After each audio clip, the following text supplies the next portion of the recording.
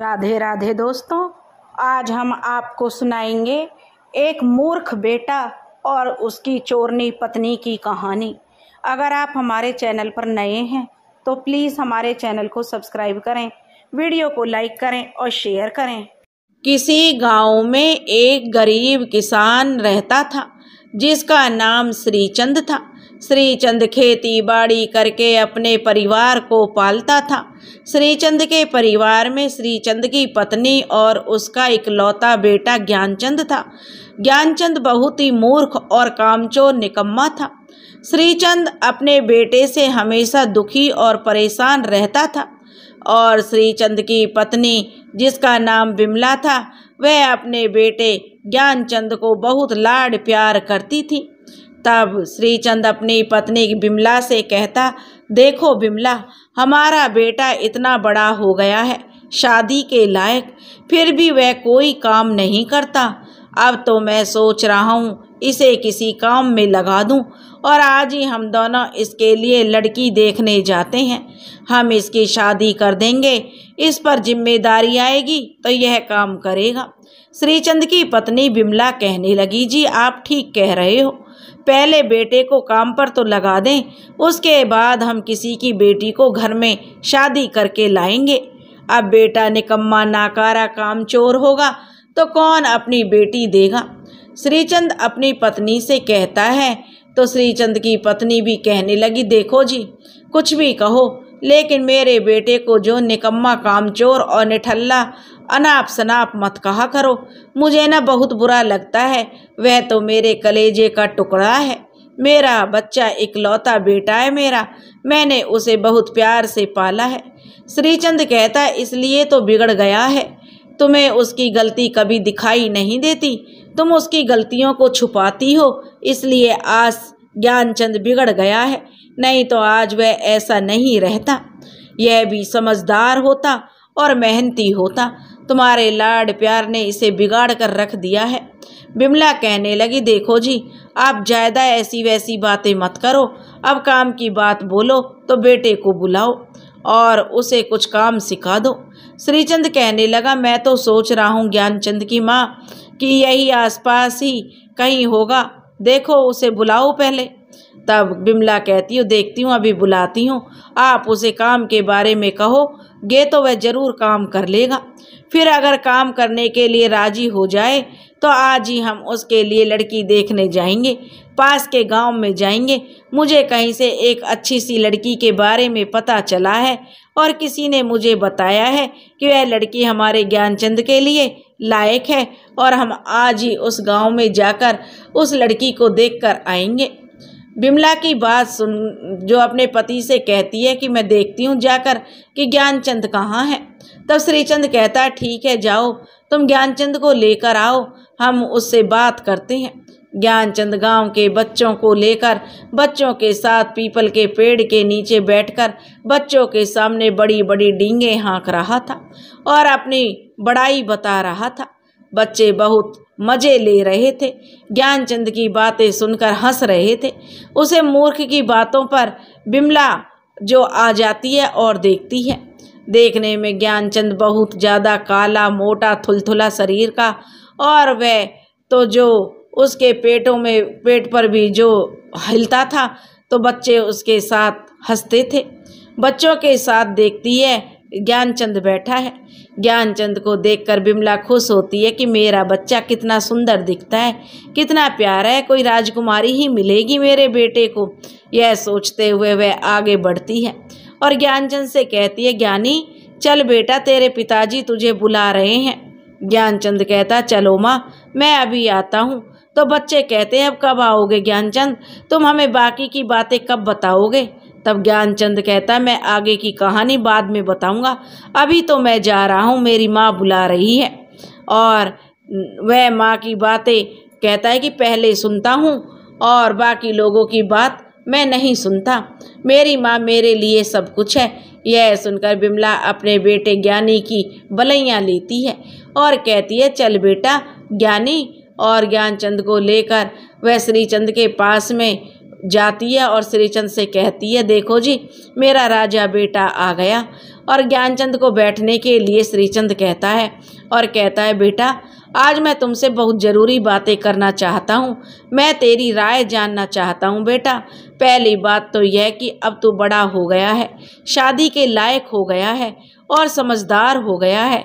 यह तो मैं नहीं कह सकता कि तू इतना समझदार है। तुझे देखकर बेटा मैं सोच रहा हूँ कि अब मैं तेरी शादी कर दूँ। शादी की बात सुनकर ज्ञानचंद बहुत खुश हो जाता है और शर्मा के सर नीचे करके मुस्कुराता है और कहता है, हाँ पिताजी, जो मैं शादी करने के लिए तैयार हूँ। मेरे सब दोस्तों की शादी हो गई है, मेरी ही शादी नहीं हुई है। तब जो श्रीचंद कहता है, देखो बेटा, किसी के घर की बेटी शादी करके तुम लाओगे तो उसकी जिम्मेदारी भी तो तुम्हें उठानी होगी, तुम्हें काम करना होगा। तब ज्ञानचंद कहता है, पिताजी मैं क्या काम करूं बताइए आप। मैं काम करूंगा, ठीक है। मैं कल सुबह, जो श्रीचंद कहता है कि मैं तुझे सुबह 100 किलो आलू खरीद कर ला कर दूंगा और तुम उसे बेचकर आना। जैसे ही आलू बिक जाएंगे तो तुम मुझे आकर आलू का हिसाब बता देना। ज्ञानचंद कहता है, बस इतना सा काम करना है। तब ज्ञानचंद के पिता श्रीचंद कहते हैं, हाँ तुम कर लोगे ना बेटा। तो ज्ञानचंद कहता, क्यों नहीं पिताजी, इतना छोटा सा तो काम है तो मैं तो आसानी से कर लूँगा। ज्ञानचंद अपने पिता श्रीचंद की बात मान जाता है और कहता, हाँ पिताजी, मैं कल आलू बेचने जाऊंगा। कल आलू आपको जो जितने भी पैसे मैं कमाऊंगा सबका हिसाब लाकर आपको दूंगा। यह सुनकर श्रीचंद अपने बेटे की बात सुनकर जो खुशी से गदगद हो जाता है और उसे ऐसे लगता है जैसे बेटा सब काम की बातें कर रहा है, तो उसे दुनिया की सारी खुशी मिल जाती है और उसकी सारी परेशानी दूर हो गई। वह अपने बेटे को गले से लगाता है और कहता, हाँ बेटा, मुझे तुझ पर पूरा भरोसा है, लेकिन बेटा ज्ञानचंद, मेरा भरोसा मत तोड़ना। ज्ञानचंद कहता है, नहीं पिताजी, मैं आपका भरोसा नहीं तोड़ूंगा। ज्ञानचंद की माँ बिमला कहती है अपने पति से कि देखो जी, मैं तैयार होती हूँ और आप भी अब तैयार हो जाओ, हमें लड़की देखने जाना है। ज्ञानचंद कहता है, ठीक है, मैं भी तैयार हो जाता हूँ और जल्दी से क्रीम पाउडर लगाकर आ रहा हूँ। ज्ञानचंद की माँ कहती है, जा मेरे राजा बेटा, जल्दी से तैयार हो जा, क्रीम पाउडर अच्छे से लगा लेना और कपड़े अच्छे से पहन लेना। और वह कोई अच्छे से कपड़े निकाल लेता है और कहती है, बेटा जो तूने दिवाली में नए कपड़े सिलवाए हैं ना ज्ञानचंद, तू वही पहन लेना। ज्ञानचंद कहता है, हाँ माँ, मैं वही सोच रहा हूँ। श्रीचंद कहता है, तो ठीक है, मैं भी तैयार होता हूँ। फिर तुम लोग तैयार हो जाओ तो मुझे बताना, हम गांव निकलने की तैयारी करते हैं। श्रीचंद और उसकी पत्नी बिमला और उसका बेटा ज्ञानचंद तीनों तैयार होकर खड़े थे। और कहाँ निकलने की तैयारी है? जो बिमला कहती है कि कोई बड़ी सी गाड़ी में हम लड़की देखने जाएंगे। तो वह कहती है, गांव में जिनके यहाँ कोई बड़ी सी गाड़ी हो तो हम उसकी गाड़ी में जाएंगे। श्रीचंद भी कहता है, गांव के जमींदार के पास बड़ी गाड़ी है, पर वह हमें क्यों देंगे, हमें कोई गाड़ी नहीं देने वाला। हम ऐसे करते हैं, बैलगाड़ी में चलते हैं और गांव भी ज़्यादा दूर नहीं है, पास में ही। बिमला कहती है, अगर हम बड़ी गाड़ी में जाते हैं तो किराए से भी बड़ी गाड़ी करके ले जाते हैं तो अच्छा होता, हम अमीर घर के लगते। श्रीचंद कहता, अरे भाग्यवान, आईने में शकल ठीक से देखी हो या नहीं, गाड़ी तो ले आओगी और अमीरों जैसा चेहरा कहाँ से लाओगी? हम तीनों के चेहरे से गरीबी अलग ही झलकती है। श्रीचंद कहता है, नहीं, हमें किराए की गाड़ी भी नहीं करनी है और नहीं हमें किसी से गाड़ी मांगना है। हम अपने घर में जो बैलगाड़ी है, हम इस बैलगाड़ी में बैठकर लड़की देखने चलेंगे। जैसे ही लड़की के घर वे पहुंचते हैं, बाहर बैलगाड़ी खड़ी कर देते हैं। लड़की के घर के दरवाजे पर जाकर श्रीचंद आवाज़ लगाते हैं तो लड़की के माता पिता बाहर आते हैं और उन्हें हाथ जोड़कर प्रणाम करते हैं और अंदर बुलाकर बैठने को कहते हैं। और ज्ञानचंद की माँ बिमला कहती है, लड़की सत्तो की माँ से हमें आपकी लड़की के बारे में पता चला है। जो लड़की है उसका नाम सत्तो था और आपकी लड़की भी अब शादी के योग्य है और हमें किसी ने यहाँ का पता दिया और हम आपसे मिलने को मिलने को कहा है। इस शादी के सिलसिले में आपसे मिलने हम आपकी बेटी को देखने आए हैं। तब सत्तो की माँ कहती है, हाँ मुझे पता था, मुझे खबर मिल गई थी आज आप लोग आने वाले हैं। हमें पहले से ही मालूम था और हम आप लोगों का इंतजार ही कर रहे थे। बैठिए आप, हमें अभी जलपान की व्यवस्था करते हैं। लड़के की माँ लड़के के पिता को ज्ञानचंद और श्रीचंद के साथ में बिठाकर वहाँ अंदर चली जाती है और सत्तो के कमरे में जाती है और कहती है, बेटी सत्तो, तुझे देखने लड़के वाले आने वाले थे ना, वो आ गए हैं। सत्तो सुनकर खुश हो जाती है और अपनी माँ से पूछती है, माँ लड़का भी आया है क्या? तब सत्तो की माँ कहती है, हाँ बेटा वह भी आया है। सत्तो अपनी माँ से पूछती है, माँ लड़का देखने में कैसा है, कौन से हीरो जैसा दिखता है? सत्तो की माँ कहती है, नहीं मुझे नहीं मालूम है, मैं हीरो हीरोइनों के बारे में ज़्यादा नहीं जानती, मैं ज़्यादा पिक्चर कहाँ देखती हूँ। मैंने तो एक ही हीरो को पसंद किया है, उससे शादी कर ली और वो है तेरे पिताजी।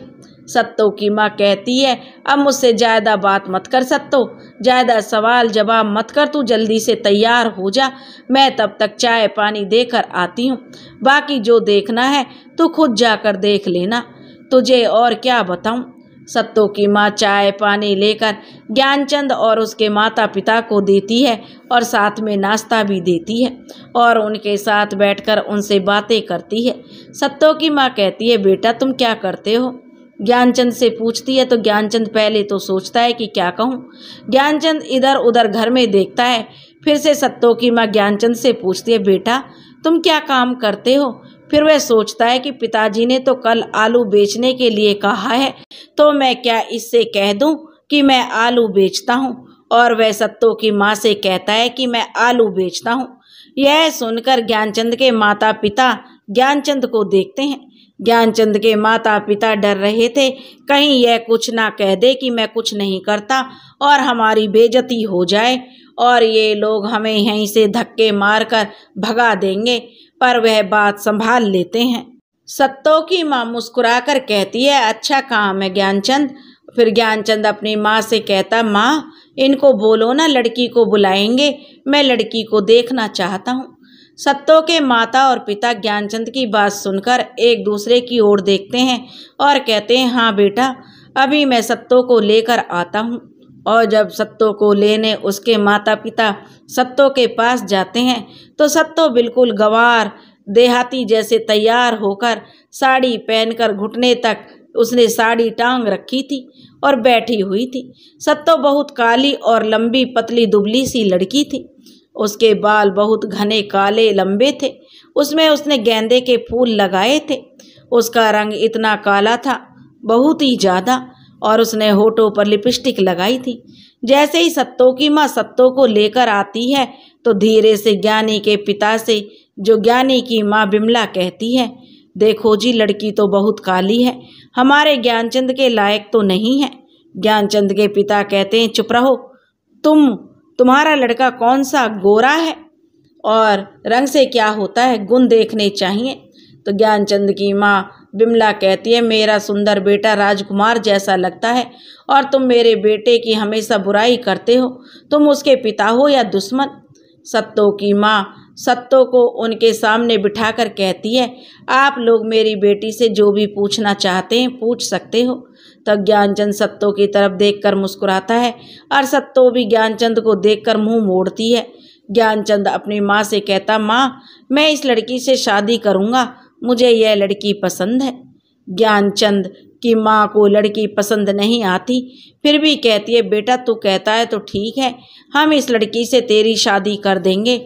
और वह लड़की के माता पिता से जो कहती हैं कि हमें आपकी लड़की से रिश्ता पक्का करना चाहते हैं, मेरा बेटा रिश्ते के लिए हाँ कह दिया है, अब इन लोगों का रिश्ता वो लोग पक्का कर देते हैं।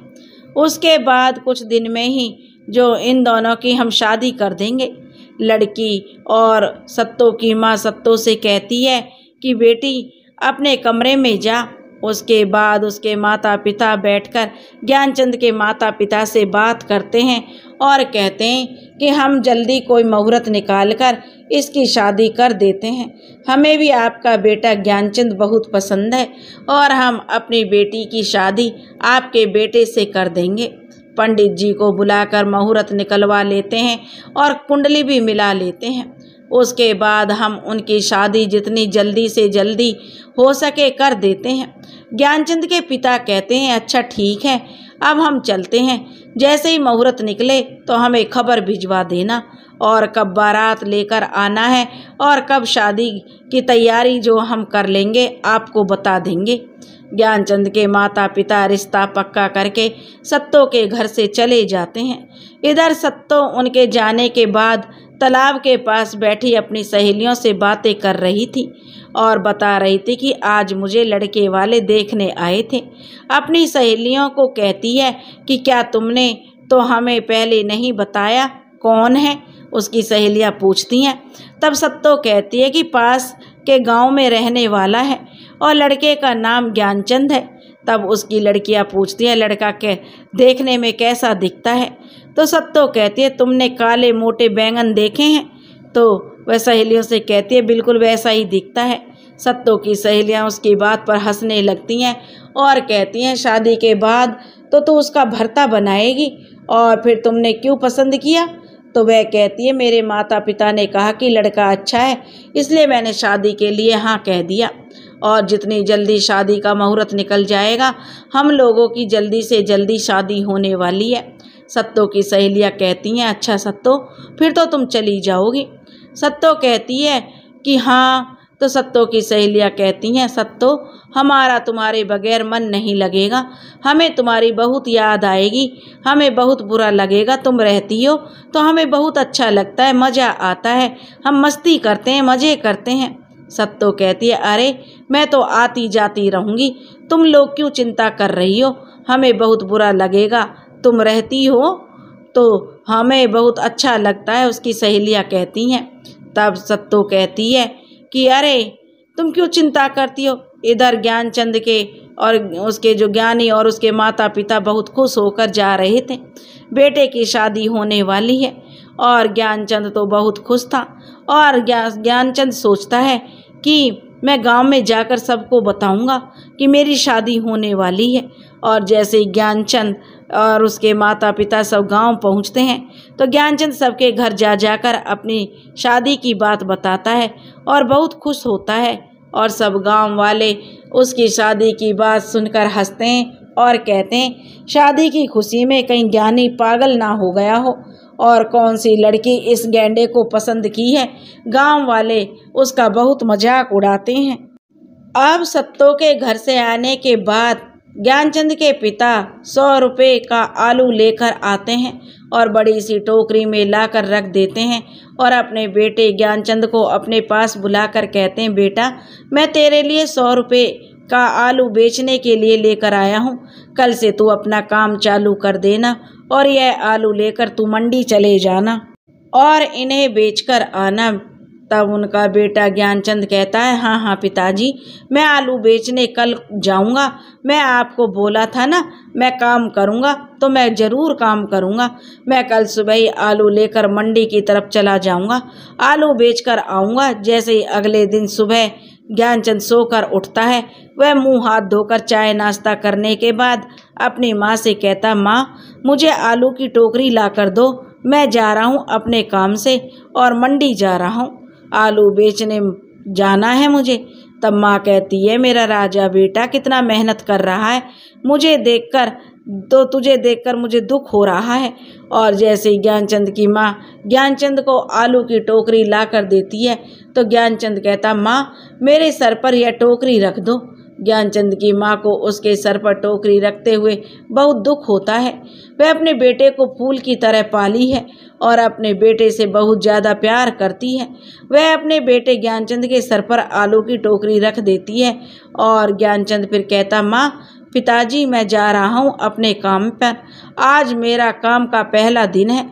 तब उसके पिता कहते हैं कि हाँ बेटा और मुस्कुरा कर कहते हैं कि जा बेटा तो उसकी माँ भी बोलती है जा बेटा, पर उसे तो बहुत दुख हो रहा है।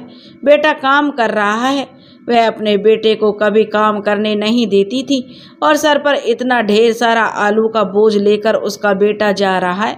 और जैसे ही वह घर से निकलकर रास्ते में पक्की रोड से चलकर जाता है और रोड के आसपास में हरे भरे पौधे लगे हुए थे, वह सड़क से चलता हुआ सर पर आलू की टोकरी लदा हुआ, हाफ पैंट पहने और पैरों में चप्पल पहने, और उसकी शर्ट भी बहुत टाइट थी। शर्ट के अंदर से झांकते हुए पेट नजर आता था।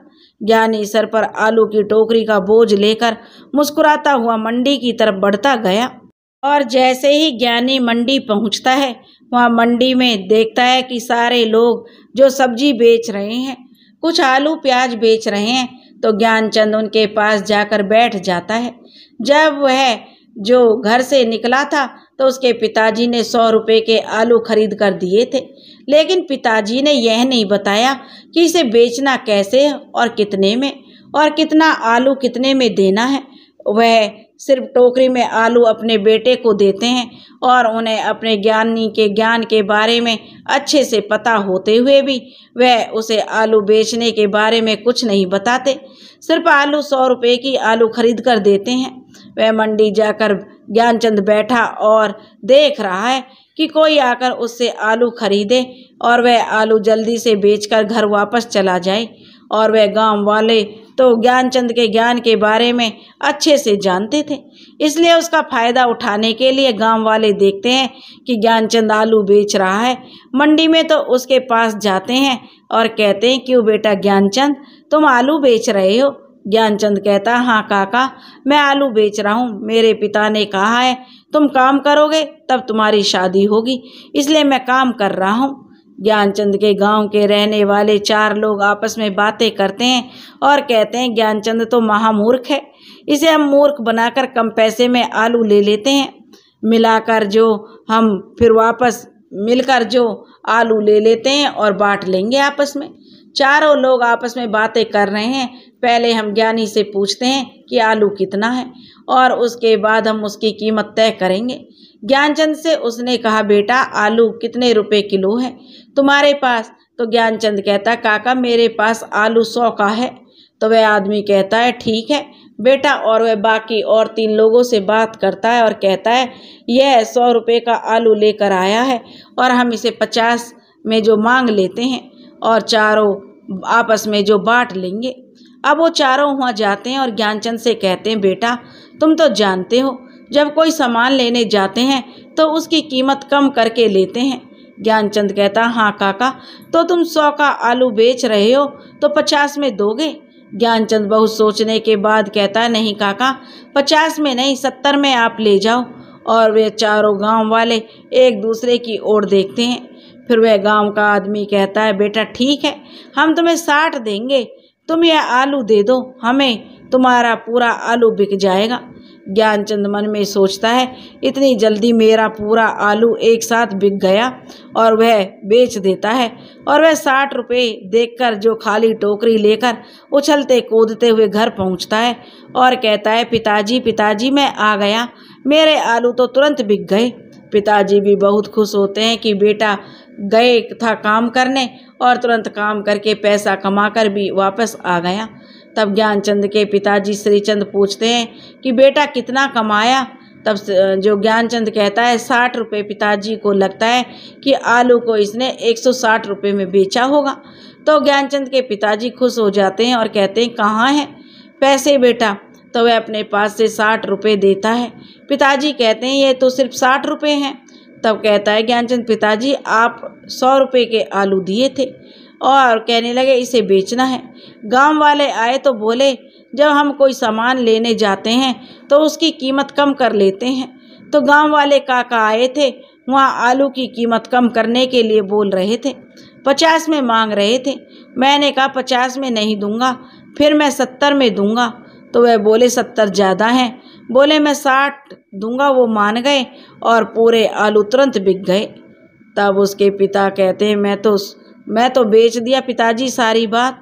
अब ज्ञानचंद के पिता सुनकर सर पकड़ लेते हैं और सोचते हैं कि किस मूर्ख को मैंने आलू बेचने भेज दिया, इसकी गलती नहीं है, गलती मेरी है।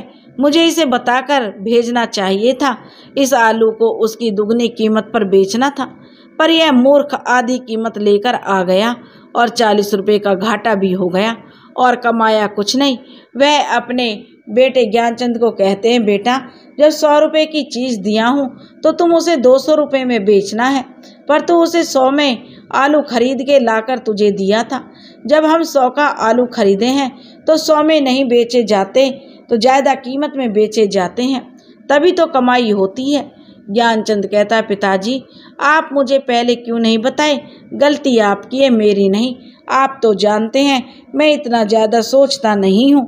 आप ज्ञानचंद के पिता कहते हैं, किस मूर्ख से पाला पड़ा है। ज्ञानचंद कहता है, ठीक है पिताजी, गलती एक बार हुई है, बार बार थोड़ी होगी। मैं दोबारा फिर जब आलू लेकर जाऊंगा तब मैं उन्हें ज़्यादा कीमत पर बेच दूंगा। तब श्रीचंद कुछ नहीं कहते और सोचते हैं, अब मैं इस मूर्ख को कब तक अपने पास से पैसे निकाल कर सामान ला कर दूँ। यह आधी कीमत पर लोगों को बेच देगा, इस तरह तो मेरा दिवाला निकल जाएगा। अभी तो इसकी शादी करनी है, शादी के खर्चे हैं और इस काम के लिए मैं पैसा लगाता रहूँगा तो मेरे पास तो कुछ भी नहीं बचेगा। अब मैं इसे दूसरा काम बताऊँगा जो बिना पैसे के ही श्रीचंद सोचता है कि क्यों ना मैं इसे किसी दुकान पर काम पर लगवा दूँ। और उसे याद आता है कि उसके पहचान के एक दुकान वाला है जो काम के लिए किसी लड़के की तलाश कर रहा था। वह अपना बेटे ज्ञानचंद से कहता है, बेटा सुन, अभी मेरे एक पहचान का जो दुकान वाला है, तू उसकी दुकान में जाकर काम करना, वह जो काम कहेगा वह काम कर देना। ज्ञानचंद कहता है, ठीक है पिताजी, पर बेटा श्रीचंद कहता है, तुझे टाइम से जाना होगा और टाइम से ही वापस आना होगा दुकान में, जब तक कि दुकानदार तुझे छुट्टी ना दे दे। ज्ञानचंद कहता है, पिताजी और मेरा घर आने का मन किया तो? तब ज्ञानचंद के पिता कहते हैं, तुझे काम तो करना पड़ेगा बेटा, अब तेरी शादी होने वाली है। शादी के नाम से ज्ञानचंद खुश हो जाता और काम करने के लिए तैयार हो जाता। तब वह कहता, ठीक है पिताजी, मैं और दुकान में काम करूँगा, और क्या काम करना है मुझे बता दो। यह काम तो मैं नहीं बताऊँगा। उसके पिताजी कहते हैं, यह काम तो तुझे तेरा दुकानदार समझाएगा, तू जाकर उस दुकानदार से काम समझ लेना और महीने में तुझे तेरी पगार मिल जाएगी। ज्ञानचंद कहता, ठीक है पिताजी, मैं जो चला जाऊंगा। तभी जो बिमला कहती है, देखो जी मेरा बेटा आलू बेचने गया तो उसकी गलती नहीं थी, गलती तो तुम्हारी है। तुम बच्चे को समझा बुझाकर भेजते नहीं, तुम्हारा बेटा तुम्हें दुगनी कीमत लाकर कहाँ से देगा, पर तुम्हारी गलती है, तुमने उसे समझाया क्यों नहीं। अगर वह आलू 100 रुपये में कहते कि जाओ तुम इसे ज़्यादा में बेचो तो वह सोचता, उसका दिमाग चलता न कि नहीं, लेकिन तुम अच्छे से तुम्हें मालूम था, फिर भी तुमने उसे 100 का आलू लेकर भेज दिया। बेचारा बच्चा क्या करता, किससे पूछता। तब श्रीचंद कहता है, यह सब छोड़ो और अब कल मैं उसे दुकान में काम पर लगवा दूंगा, तुम जाकर दुकान में काम कर लेना, मैंने उसको बोल दिया है। उधर सत्तो के घर में सत्तो की शादी की बातें हो रही थी। सत्तो की शादी, सत्तो और ज्ञानचंद की शादी का मुहूर्त निकल गया और उधर जो ज्ञानचंद के घर में खबर भेजने की तैयारी में लग गए। बहुत जल्दी उन दोनों की शादी होने वाली है। सत्तो आईने के सामने बैठी रहती और सोचते हुए कहती है, कैसा होगा मेरा ससुराल, कैसा होगा मेरा पति, क्या मेरा पति मुझसे प्यार करेगा। यह सारी बातें वह आईने के सामने बैठकर सोचती।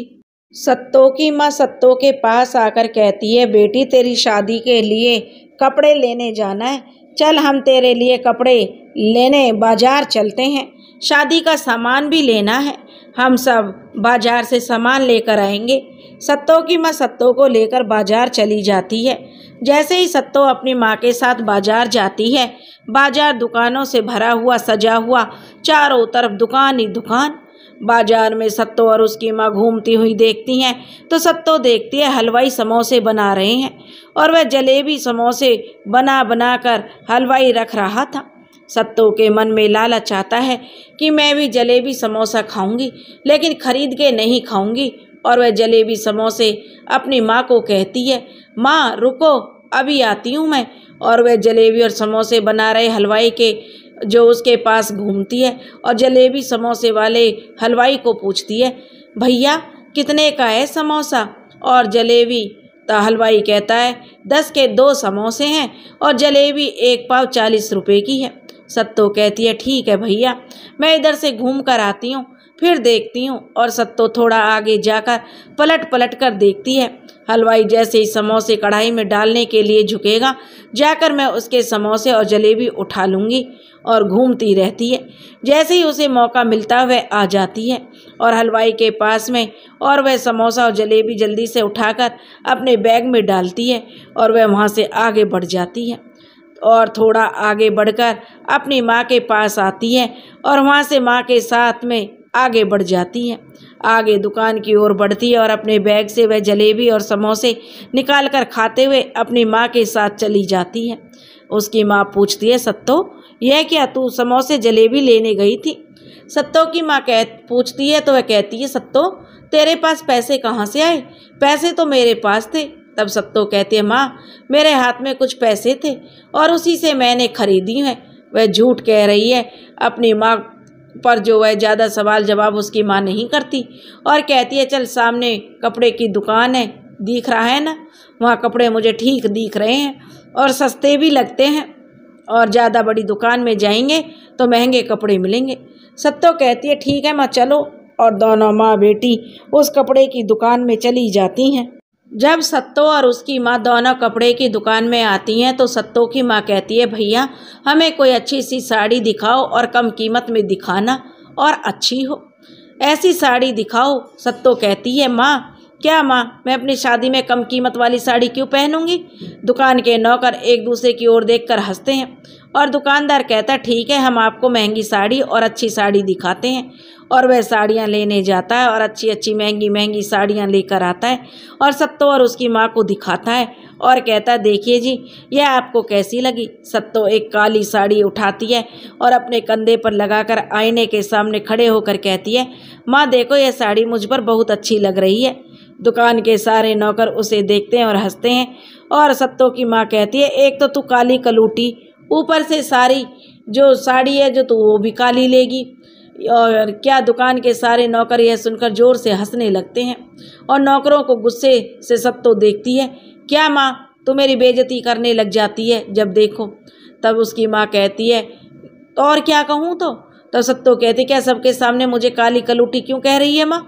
अगर मैं काली हूँ तो तुम कौन सी गोरी हो? तुम भी तो काली हो, तुम्हारा रंग ही तो मुझ पर चढ़ा है। दुकान में नौकर और सारे लोग उनकी बातें सुनकर हंसते हैं। माँ बेटी की बातें सुनकर सब लोग बहुत हंसते हैं। ऐसा नमूना पहली बार उनकी दुकान में आया था। यहाँ यह कहकर वे लोग बहुत हंसते हैं कि कैसे नमूने हैं। सत्तो कहती है, माँ मुझे तुम साड़ी लेने दोगी या नहीं? तब सत्तो की माँ कहती है, तो मैं किस लिए लाई हूँ तुझे? साड़ी दिलवाने के लिए तो आई हूँ। ठीक है चुपचाप मुँह बंद करो और साड़ी देखो, मुझे भी देखने दो। फिर वह दुकानदार से कहती, दिखाओ भैया और कौन कौन सी साड़ी है? दुकानदार महंगी महंगी साड़ी दिखाता है। सत्तो को साड़ी महंगी साड़ियाँ पसंद आती हैं। वह सोचती है कैसे भी मैं यह साड़ी मुफ्त में यहाँ से उठा कर ले जाऊंगी। किसी चीज़ की कमी नहीं थी सत्तो के घर में, फिर भी उसकी आदत चोरी की पड़ गई थी। वह मौका देखकर कि कब वह साड़ी वहाँ से ले ले और वह वहाँ से निकल जाऊं। और सत्तो की माँ कुछ सस्ती साड़ी देखकर पसंद करके रख लेती है और कहती है, भैया इन्हें पैक कर दो। तब सत्तो कहती है, माँ इतनी सस्ती साड़ी मैं पहनूंगी, मुझ पर इतनी सस्ती साड़ी अच्छी नहीं लगेगी, मुझे महंगी साड़ी चाहिए, उसे छोड़ दो माँ, तो जो तुमने पसंद किया है मुझे महंगी वाली साड़ी चाहिए। फिर सत्तो की माँ महंगी साड़ियों में से साड़ियाँ पसंद करती हैं और जब उनकी कीमत पूछती है तो सत्तो की माँ का मुंह खुला का खुला रह जाता और कहती है, भैया मैं इतने महंगे कपड़े नहीं ले सकती, मेरी बेटी ज़बरदस्ती का परेशान कर रही है मुझे और आप लोग दोनों को, मुझे वही सस्ते वाले कपड़े दे दो जो मैंने पसंद किए हैं। और सत्तो को दुकानदार वही कपड़े दे देता है और दुकानदार जो कपड़े पैक कर रहा है, सब लोग इधर उधर अपनी पैकिंग करने में बिजी थे, तो उसमें से एक महंगी साड़ी उठाकर सत्तो जल्दी से उसे पॉलीथिन में डाल देती है और अपने बैग में रख लेती है और अपनी माँ से कहती है, माँ ठीक है तुम मुझे अपनी जो महंगी साड़ी नहीं खरीदने दोगी तो मत दो, मैं खुद अपने पैसे से अपनी कमाई से करूँगी और पैसे से अपने से खरीद लूँगी। माँ कहती है तू अपनी कमाई से साड़ी खरीदेगी और वह भी महंगी महंगी।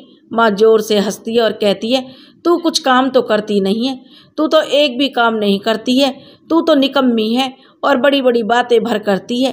घर का सारा काम तो मैं करती हूँ, खाना भी मैं बनाती हूँ, झाड़ू को जब सब कुछ तो मैं करती हूँ, झाड़ू पोछा सब तो तू किसी काम के लायक तो है नहीं, तो तू कौन से काम करके पैसे कमाएगी और इतनी महंगी साड़ी खरीदेगी। सत्तो कहते तू मुझे यह बता माँ, अब तुम कुछ ज़्यादा ही नहीं बोल रही हो। साड़ी लेना है तो लो, नहीं लेना तो मत लो, चलो यहाँ से, पर मेरी इतनी बेइज्जती मत करो इन सब के सामने। तुम नहीं ले सकती है तो क्या हुआ, जिस आदमी से मेरी शादी हो रही है उस मोटे गेंडे से मैं उसे दिल खरीदवा कर लूँगी। और माँ यह सुनकर कहती है अपने होने वाले पति को तू मोटा गेंडा कह रही है तो मैं सत्तो कहते कौन सा गलत कह रही हूँ। और माँ बेटी दोनों आपस में लड़ने लगती हैं। तो दुकानदार कहता है जल्दी कीजिए, आप लोग साड़ी पैक करके दे दिया हूँ, पैसे दीजिए और आप लोग यहाँ से जाइए। सत्तो की माँ दुकानदार को पैसे देती है और कहते ठीक है भैया, साड़ी पूरी अपने बैग में डाल दिया ना। दुकानदार कहता हाँ आपकी साड़ी इसमें डाल दिया हूँ और यह रहा आपकी साड़ी का बिल और बचे हुए जो हैं आपके पैसे। कपड़े की दुकान से सत्तो और सत्तो की माँ निकलती हैं और आगे बढ़ जाती हैं।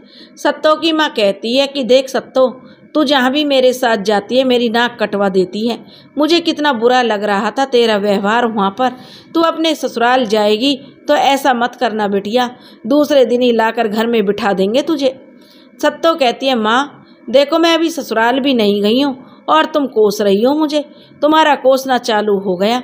कोई माँ बाप अपने बच्चों को ऐसे कोसते हैं, क्या करूँ, मेरे तो नसीब ही फूट गए माँ, मैं तुम्हारे घर में जो पैदा हुई हूँ।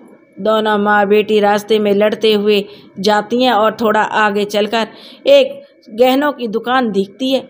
गहनों की दुकान में जाते हुए सत्तो की माँ कहती है कि सत्तो हल्के हल्के पतले पतले गले कान का और अंगूठी देखना, और लड़के के लिए अंगूठी खरीदूंगी तो तू पसंद कर लेना, ज़्यादा महंगे ना हो, मेरे पास ज़्यादा पैसे नहीं हैं, मैं सत्तो तुझे पहले ही बता रही हूँ।